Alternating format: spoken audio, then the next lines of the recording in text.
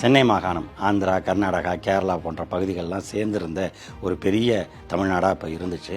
அதுலேருந்து 1956ஆம் ஆண்டு நவம்பர் 1 மொழிவாரி மாகாணங்கள் பிரிக்கிறப்ப பல மாநிலங்கள் பிரிஞ்சு போச்சு. அது தமிழ்நாட்டோட பகுதிகளையும் சேர்த்து அள்ளிக்கிட்டு போயிட்டாங்க.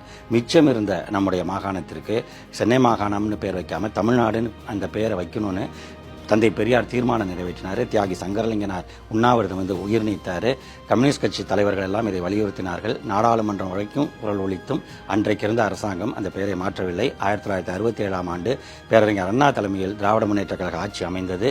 அதன் பிறகு 1967ஆம் ஆண்டு ஜூலை 18ஆம் நாள் சட்டமன்றத்தில் தமிழ்நாடு பெயர் மாற்ற தீர்மானத்தை பேரறிஞர் அண்ணா கொண்டு வந்தார். ஒட்டுமொத்த சட்டமன்ற உறுப்பினர்கள், அனைத்து கட்சி உறுப்பினர்களின் ஆதரவுடன் அந்த தீர்மானம் நிறைவேற்றப்பட்டது. பேரறிஞர் அண்ணா தீர்மானத்தை நிறைவேற்றி விட்டு தமிழ்நாடு என்று சொன்னார். அனைத்து உறுப்பினர்களும் வாழ்க என்றார்கள். 3 முறை தமிழ்நாடு தமிழ்நாடு தமிழ்நாடு என்று அண்ணா சொல்ல வாழ்க வாழ்க என்ற குரல் ஒலித்தது. தமிழ்நாடு வாழ்க.